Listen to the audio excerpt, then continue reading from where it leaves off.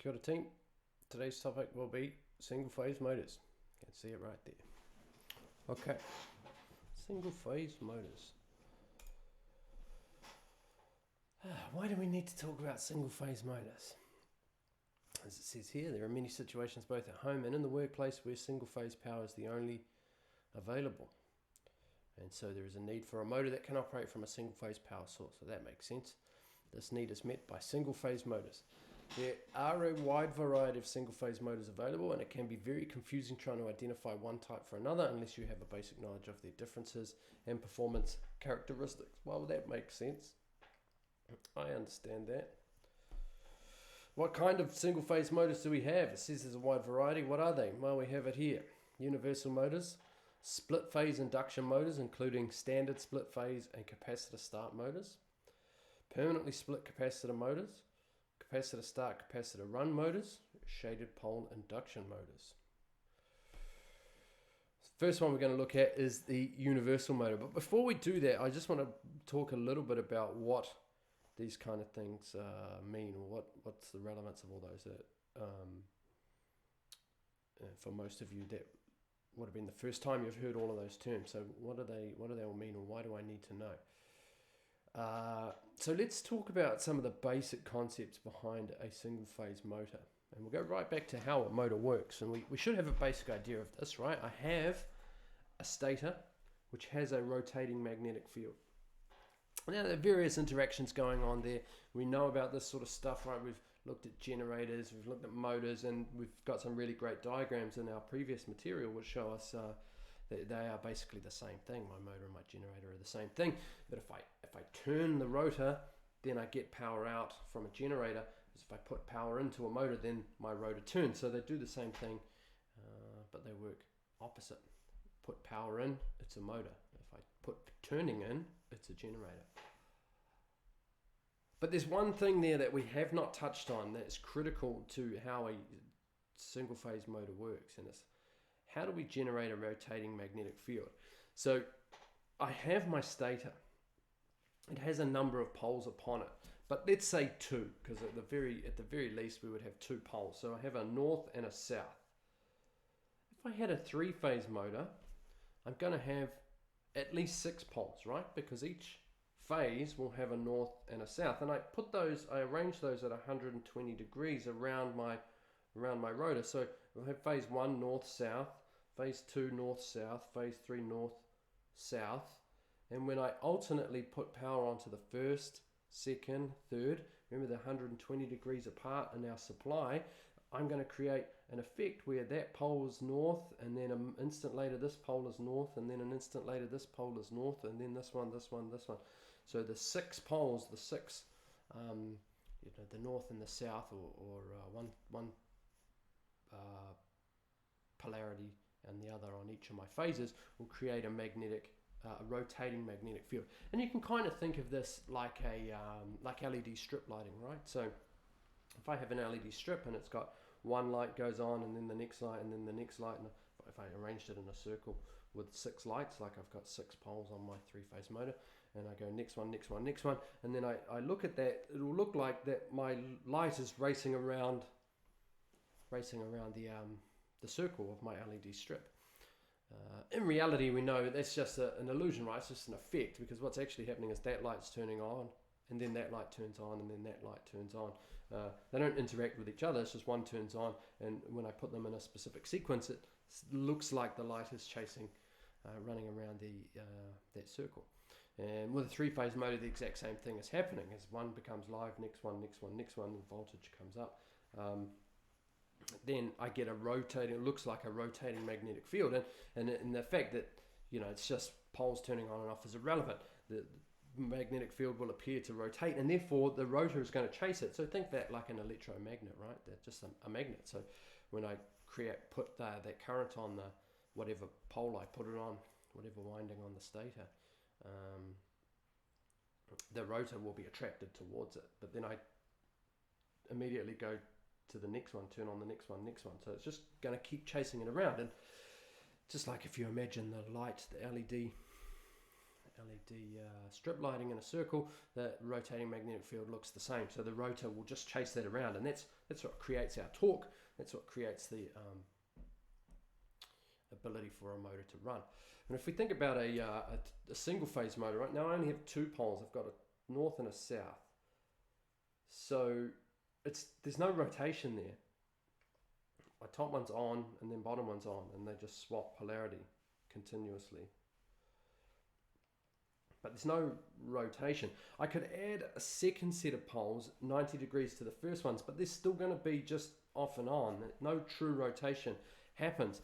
So what happens then if I set up my motor like that is that a magnetic field will be created, and it will be alternating, and there will be effect on the rotor, but the rotor won't actually turn. The rotor will just sit there and it'll vibrate and make a noise because there's no ability for it to rotate. It's just trying to turn over. Basically, it's trying to run end to end because we've got a north and a south, but nothing in between, nothing that creates rotation. So we have to have some sort of rotation for a single phase motor to work. We have talked about in the past some of the little things around that and the reasons why, or some of the things that can happen there. Like if I have a motor that's not operating, it's just sitting there making that noise, and then I spin it and it starts rotating. Well, that tells me that the starting circuit has failed. That's a good way of telling with a single phase motor. So all we need is that little initial turn. So if I have that single phase motor without the starting circuit, so I just have that alternating magnetic field rather than rotating magnetic field, and I turn the motor, that gives me enough torque to start it, and then it will chase that alternating polarity. So we will get rotation once we've started it, but we won't be able to start it. So that's really, when it comes down to it, the majority of what we're talking about today is different methods of creating that starting torque. With three-phase motor, we don't need it because it has a true rotating magnetic field from the three phases. With a single phase motor, we must create some sort of starting torque. We must have some initial turning. So we can do that mechanically. We could just have a motor with no starting circuit, and I just turn it, and it only needs to be a little turn, and it's away it goes. But that's not practical, right? We don't want every motor that we use, we have to spin it when we turn it on, so we need some sort of starting circuit. Another interesting thing just on that, the ability for us to turn a motor, because a single phase motor is an alternating magnetic field, it's not a true rotating magnetic field. It doesn't actually matter which way I spin it. It'll run equally well in the same in opposite directions. If I just had a motor with no starting circuit and I just turned it one way, turn it clockwise, it'll start. If I turn it counterclockwise, it'll start. It'll run in either direction equally well. So that'll tell you, reversing a single phase motor is pretty easy in terms of the ability for the motor to run. It doesn't care. But we'll talk about different methods of starting those motors and then how we can reverse them. So the first one we'll talk about is a universal motor. Right, a universal motor is a low power, so between 3 and 2400 watts. And if you look at it, 2400 watts, there's a relevance there, right? Because we have about 240 volts coming out, so that would be about 10 amps. So generally 2400 watts is the maximum capacity of our normal 10 amp wall socket, right? So 240 volts, 10 amps would be 2400 watts. So we're talking about universal motors are generally rated up to the maximum of a normal 10 amp socket. It's a series wound motor, and it gets its name from the ability to operate from either direct current or single phase alternating current electrical supply. That's pretty neat. This is an advantage where power to the consumer may be supplied in either form. In New Zealand, however, the universal motor is mainly run on AC, and this is the most common source of supply. Most AC series motors are therefore designed for optimum performance on AC and not DC. Yeah, it's a neat idea that we'd have a motor that could run on AC and DC, but the reality is we don't really.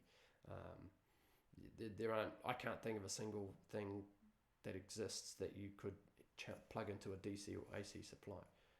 There may be lots of things out there with universal motors in them, but they're not actually designed to be realistically run on both AC and DC. I'm certain there's stuff that exists. It's just not.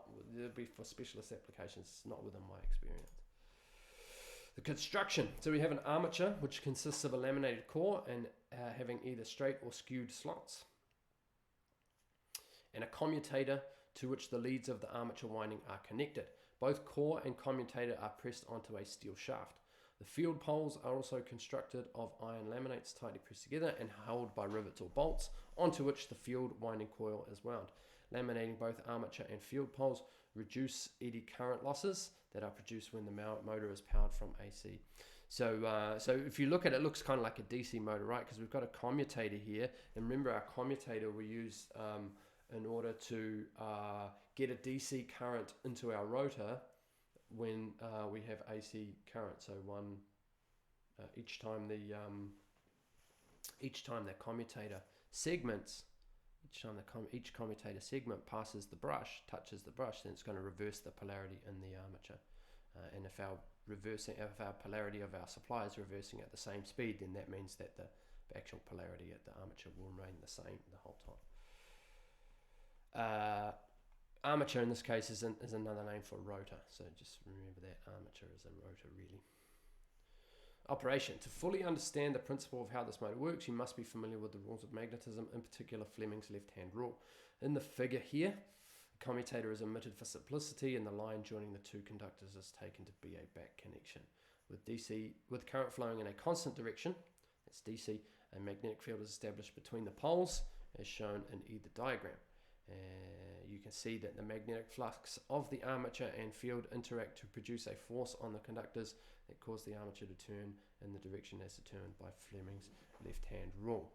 So we see that in one case here we have the north on the left, south on the right, and then we have the reversed polarity, north on the right, south on the left, and therefore you can see that the X means current is traveling away from me, and the dot means the current is traveling towards me. Think of that, I've always thought of that as if when you see drawings like this, as if it was an arrow.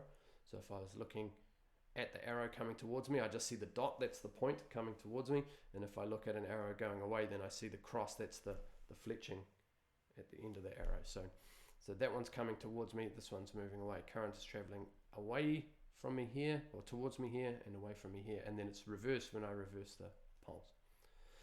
Look, now I'm going to pause there for a second, and I'm going to say that if you have not already watched the other YouTube videos on the Canvas page, go and do that now. So obviously there's some videos there that have some diagrams like this, and they put them into animations, which makes that much easier to understand. There are also a few videos in there that have actual motors running, and then again animations of motors running. They're going to do a far better job of explaining what is actually going on inside the universal motor, and there are a couple of videos specifically dealing with universal motors. Clearly they're going to do a much better job because they have actual props and animations that they can use that I don't have. So I'm not going to pretend to be able to explain this very well. I'm going to say go and watch those videos now and then come back to this, so you will get the majority of the understanding of how those things work from those videos, and then this sort of covers the main themes. So go and do that now. I will wait.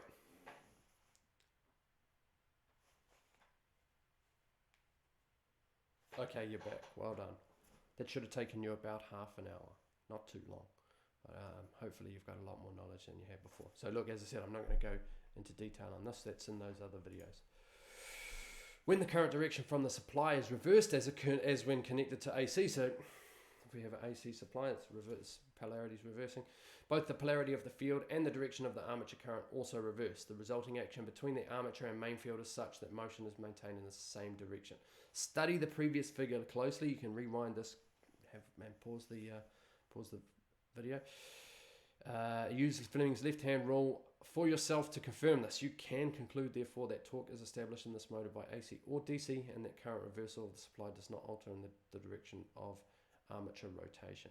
So what we're saying there is that as we change the direction of current flow in the armature, if we're also changing the direction of current flow in the main field, then the direction of current flow relative to each other will be the same. So we'll keep going in the same direction. So as long as the current is as long as the polarity flips in the main field and the armature simultaneously, then the effect, the rotation of the magnetic field will remain constant. So that way we can run it on AC even though it's a DC constructed motor essentially. One of the key features of this motor is its high power output to mass ratio. So it's putting out a lot of power compared to its specific size.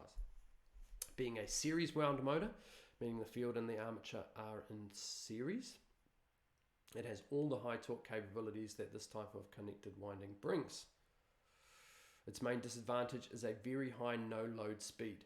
The full load speed of a small motor of this type may be as high as 10,000 revs per minute, and the no load speed considerably higher. The forces present on the motor at these excessive no load speeds can cause mechanical problems, leading to motor self-destruction. For this reason, the motor is often used with gear trains built into the motor housing. This produces very high torque at reduced speed. It also limits the no load speed of the motor to a less self-destructive level by providing a small load through gear drag, thereby maintaining a minimum mechanical load at all times. Yeah, so there's no self-governing of this thing. So basically, you put power on it and it's going to keep trying to go faster and faster until it flies apart. If there's no mechanical load that's limiting the speed, then it'll just, it's like running your car with the foot flat, and it'll just keep going and going and going until it can't go anymore. The performance of the universal motor under varying load conditions can be gauged from the curves of its speed and torque graph shown here. The gently curving speed and torque line of this graph indicates an increase in motor speed as load torque decreases, or conversely, a decrease in speed as load increases. An example of this is the slowing down of a portable drill motor as the bit penetrates a block of timber. The increased torque resulting from this greater loading on the drill also causes an increase in supply current. This is indicated by the sloping straight line on the graph, which shows a near linear increase in current for any increase in load torque. Okay, what does that all mean? All right, so our graph here shows our torque, and the right hand one here shows speed and or current, so our two depending on the line. So this is indicating current on this line, and it's indicating speed on this line. So what is torque? Well, torque is our turning force, right? It's the strength of the turn. So it's not necessarily speed, although it may be some cases related to speed, but let's think of that as torque is the force that I would need to stop the rotor. So if it's low torque, I could just, if we're talking about a drill, like in this question, in this example here, if we're talking about a drill, then low torque would mean I could just grab the drill and it would stop. High torque means that no matter how hard I grab it, it's going to keep turning and it's going to tear my skin off. So that's torque basically. It's the strength of the motor. So what this is telling me here is that as my speed increases, my torque decreases. I have less torque at a higher speed. So what's going to happen in that example with a drill going into, if I have a big drill bit going into timber, what's going to happen? Well, because I don't have a lot of torque at full speed, so I pull the trigger and it's going to run no load, essentially just the weight of the drill bit, so it's going to run pretty fast. There's nothing slowing it down, so it'll be up here somewhere. So there's not much torque. Now as I put that drill bit into the timber and it bites into the timber to drill it out, then we're going to get a much higher load. Very quickly actually we'll get a very high load on that thing. Now will it have the torque to turn that drill bit at full speed through the timber? Probably not. The load on the drill bit at that point will mean that there's too much load on there to keep turning at full speed. So it's going to start to slow down. It doesn't have the torque to do that, so it'll start to slow down. Now as it slows down, it gets more torque. It can produce more torque at slower speeds. So at some point we will reach a equilibrium here where there is enough torque to keep turning at that specific speed. Or if I've put way too much load on it, like if I grabbed it, stuck it in a vise or something, then the speed will continue to decrease, torque will continue to increase until the speed stops. And theoretically an electric motor has maximum torque at no speed, and it's the lowest speed at zero. But that would be our pull-out torque. So the maximum torque it could produce would be at the point where I physically stop it. What else is happening? Well, at the same time, the current is increasing. Current is decreasing, rather. Current increases as torque, no, my bad, sorry, this graph here is in relation, current in relation to torque. So as I'm asking the motor to produce more torque, I'm also increasing the current that I'm putting into it. So as it goes into the wood and the motor starts to slow down, I'm asking it to produce more torque, and therefore more current will happen. So if I pull the drill out and I just run it at full speed, no load, then I'm going to get the maximum speed, minimum torque, very little current.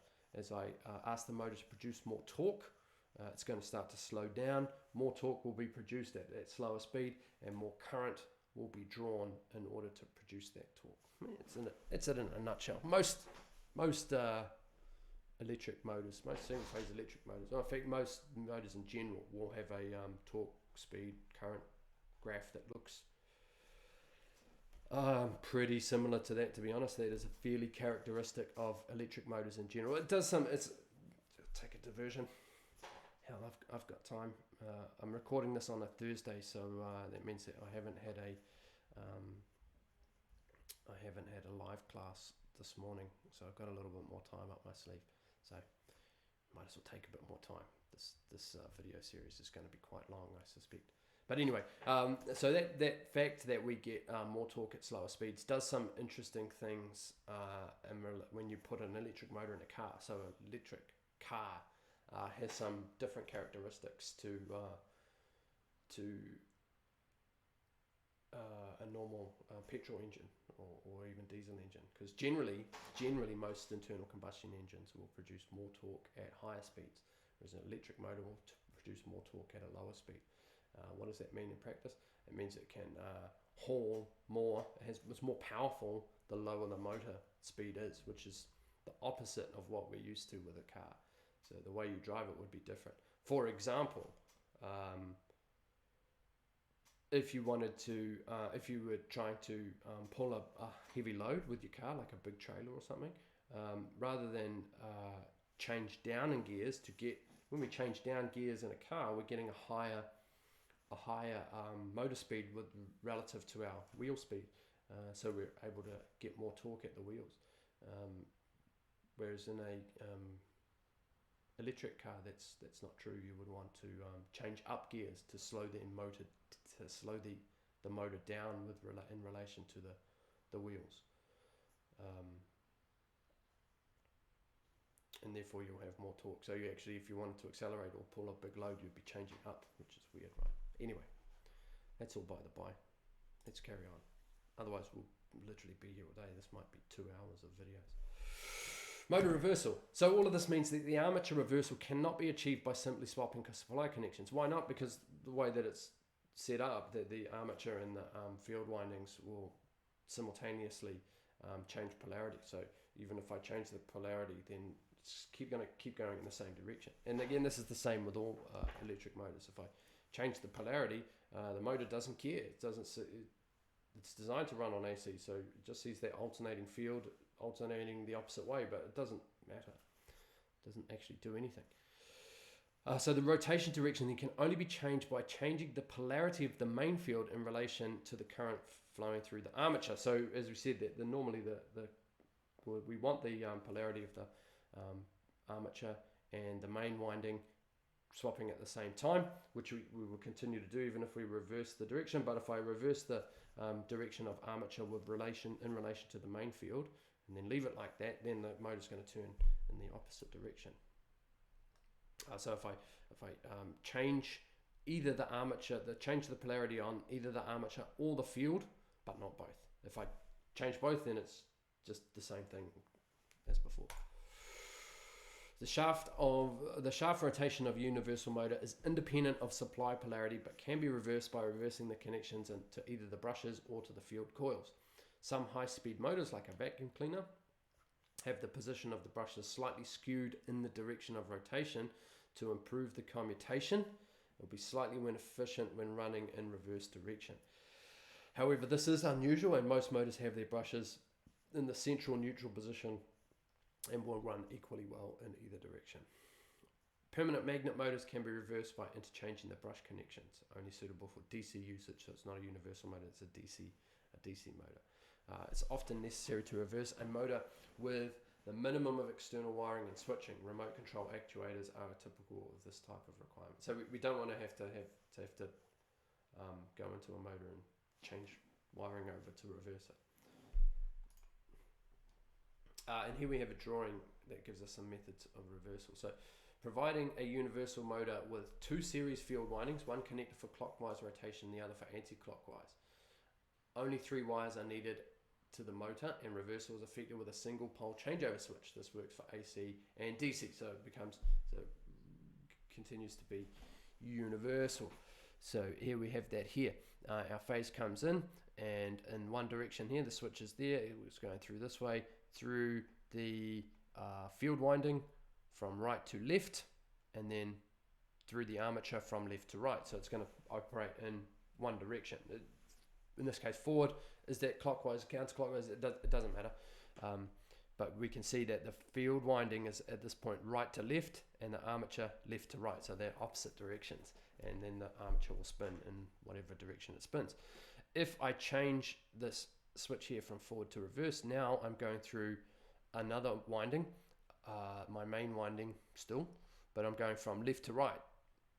In this case, now I've physically changed. I've got one winding and the other winding, so I'm physically changing from this part of the winding to this part of the winding. So now my main winding is connected with current flowing left to right, so the magnetic field will be in the opposite direction. However, we come out of there, and then the current flowing through the armature will be still left to right, so the same. So now I've got left to right current in my main winding, left to right current in the armature. In the first position, I had right to left current in my main winding, left to right in my armature. So now we've reversed the direction of current flow, and therefore reversed the direction of the magnetic field in the main winding in relation to the field winding. I hope that makes sense. So this here, then the physical location of this winding, those two windings will probably be like interwound together, maybe on top of each other or interwound. I popped a video on Facebook a little while ago that shows the physical construction of a motor. They had a factory that was winding motors. So that's not specifically a DC or universal motor necessarily, but if you go back and watch that video on Facebook, it will give you an idea of what these windings are looking like when they're in real life compared to on the picture. Right, so the next one, feeding the motor field winding via a bridge rectifier. And there's our other method of speed, not speed, what's the word I'm looking for, team? Direction, reversal. Since the rectifier current always flows in the same direction through the field direction is constant, right? We know that. That's how a bridge rectifier works. The motor reverses whenever the supply polarity is changed, because the current flow through the armature follows the change. This is only suitable for DC usage. It is not universal. No, it's not universal because on AC, if we then reversed the direction, then all of our diodes would be reverse biased, and it wouldn't make any sense. But if you think about it here, that when I have plus on this side, then will I get no current flow through there, but I will have current flow through there, and then we're going to go through the winding right to left, down through the armature, also right to left. So I've got right to left and right to left. If I switch the polarity, then this will be positive side, so I have current flow through the armature left to right. Power won't go through there, it will go through there, and then I have current running through the main field winding right to left again, and then back here. So the diodes ensure that my current flowing through the main winding will always be right to left. But if I switch the main power connections, then the current flow through the armature will be either left to right or right to left, depending on the connection. So again, I'm then able to switch the polarity of the main winding in relation to the armature, which is what I need to do to reverse this universal motor, right? Okay, so then speed control for a universal motor. So speed control is really important, right? We need to be able to control the speed of a motor. For some things, it doesn't matter. If I have, what's an example here? A grinder, right? Angle grinder. An angle grinder runs at 1 speed, it's full speed all of the time. I don't need any speed control on that. However, a fan is a good example of where I need to have different speeds. I don't always want to run my fan at full speed, whether it's like a ceiling fan or like a pedestal fan in the summertime. I don't want that running at the same speed all of the time. I don't want it going flat out 100% of the time. I need to have some sort of speed control. And if you start thinking about it, there's lots of things that will have a motor in them that I need some method of controlling the speed. So how do we do that in a universal motor? Well, the 4 common methods of speed variation are tapped field winding, continuously rated variable resistance, and variable centrifugal governor, or electronic speed control. Right, I'm just going to take a quick pause here and say that your first digit for your access code is a 4. First digit for the test access code is 4. Right, so tapped field winding. This method works by varying the motor field strength. The weaker the field, the higher the speed. So let's have a look. Well then, so I've got this my motor field winding, and the more winding I bring in, then the speed is going to change. The speed will slow down. So this is something that you'll see. The fan speed controller is a good example where it goes click, click, click, and we've got off, low, medium, 3 speeds. So depending on which position I put that switch in, all it's going to do is bring in different parts. I either have, if I have it here, I have the whole winding before it gets to the armature. If I have it here, then I have only a small part of the winding, or in the middle I have this much of the winding. So we're changing how much of the winding is in the circuit before it goes through the armature, and that way I can control the speed. And as I said, for a standard 1, 2, 3 speed control switch, this is probably the most common one you're going to come across. Continuously rated variable series resistors. That's a big mouthful. A continuously rated variable series resistor, as in figure 6A. 6A, that's this guy here, is mainly used with foot controlled sewing machines. So the method simply reduces the current supply to the motor. So it's just a resistor there. The current, the resistor, the higher the resistance, then the more volt drop across that resistor, right? And therefore it's going to start to reduce the current. And then if I have less current into the motor, then the motor will run more slow. If you think about that foot controlled sewing machine, so as you push your foot further down, the speed gets faster. When you take your foot off, it turns off, like the gas pedal in a car. So what's happening then is, as we push it down, you are basically changing the resistance. Like the variable resistors we've seen have been usually a dial or a potentiometer, but there's no reason why a variable resistor couldn't be a pedal, like a push button or variable position push button. So as we push it down, there's less and less resistance, so our speed is increasing. We could also have a continuously rated variable resistor in parallel with this field winding, so it's a diverter resistor. That's a good one to remember. As in this figure here, 6B, gives a better starting torque and smoother control than the series resistor method. Armature current is varied. So basically, the current through the main winding won't change because it's in parallel to this, but the current going through to the armature will change, and so it's slightly different, but apparently better accuracy than the top one here. Variable centrifugal governor method. This method of speed control was used in older machines such as food mixers, movie cameras, and projectors. A circuit diagram of the motor and governor appears in figure A. Where is figure A? Is that on the next slide? Let me check.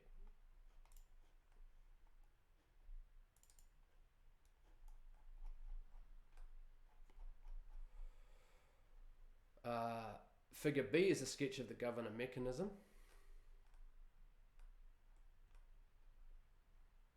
It's on the next slide. Figure B is a sketch of the governor mechanism, and figure C shows the effect of the speed torque curve of a series motor at one particular setting of the centrifugal governor. Okay, so the motor and governor appears in figure A, so that's this one here. That's a circuit diagram. So what have we got there? We've got our field winding in series, and then in parallel to our armature, so We have our field and our armature in series. That's like a normal universal. And parallel to our armature, we have a centrifugal switch, we have a capacitor, and we have a speed control resistor. Now, centrifugal switch, I'll talk about a centrifugal switch now. Is that? No, okay, that's just a diagram of what it looks like. Centrifugal switch is mounted on the motor, on the rotor shaft, then these are pretty common. The reason I'm going to talk about it is that we use centrifugal switches a lot in single phase motors. So that consists generally of weights and springs and switch contacts. So what happens is, normally they're sitting and the switch will be closed, so whatever is switching will be on. As the motor speeds up, then the centrifugal force, so that's the force pushing outwards from the rotor, right? We know that when something spins, it creates a centrifugal force. So as the centrifugal force increases, the weights that are on there that are held down by springs start to push out. Once they overcome, the centrifugal force on those weights overcomes the spring pressure, the weights are going to shoot outwards towards the outside, and that opens the contacts. It's not a great explanation without seeing it. Again, if you go back to the YouTube videos, if you haven't watched them already, go back to the YouTube videos on the Canvas page. There's one of them there where the guy talks about his centrifugal switch, which is pretty cool. And that'll give you a bit more of an explanation of how that works. But so the crux of it though is, as the motor gets to a certain speed, it's only either open or closed, it can't do anything in between. As it gets to a certain speed, then it opens. So we have that centrifugal switch here. So what we're saying then is, when this starts, we're going to have that capacitor and resistor will be bridged out by that closed switch, and then as it speeds up and the switch opens, then they're going to come into the circuit. And that's a diagram of how that centrifugal switch will work. Here's our torque and speed curve. So it's really two speeds. From startup, as the motor speed increases, the centrifugal governor operates push rod connected to the electrical contacts. Once the predetermined speed is reached, then what? Then the switch opens, and the electrical contacts will open. Then it's probably going to then reduce the torque. It looks like we're missing a bit out of there, but that'll reduce the torque, which will mean that it'll start to slow down. And then of course, as it slows down, then the centrifugal switch will close again, and the motor will start to speed up. So that's just it's going to be turning on and off to try and keep this motor at a continuous speed. So that would be used where you want a continuous speed. So it's only varying the speed in the sense that it's going to stop the motor from speeding up. It's going to keep it at a certain speed. This cycle repeats continuously, maintaining a constant speed. While retaining the advantages of a universal motor, the motor is equipped with a centrifugal governor and is converted to a constant speed machine. That is, the speed does not vary with torque. The steady speed characteristic may be obtained at other speeds by adjusting the governor. There you go. So we only get one speed out of this. It makes a continuous speed, but you can adjust the governor so that your one speed is a different speed. Disadvantage of this method is that radio and television interference is continuous unless suppression devices are fitted. Why? Because we're constantly switching in and out a big inductive load. That's our field winding, right? So, or any magnetic winding, when we switch it on and off, that burst of the magnetic field being created or collapsing creates magnetic interference. So this device, because it's switching it on and off with that centrifugal switch, is going to continuously create magnetic interference. Okay, electronic methods. Modern methods of speed control use semiconductor devices to provide variation of current and therefore speed to these motors. Depending on the type of device used, either half or full wave control can be obtained.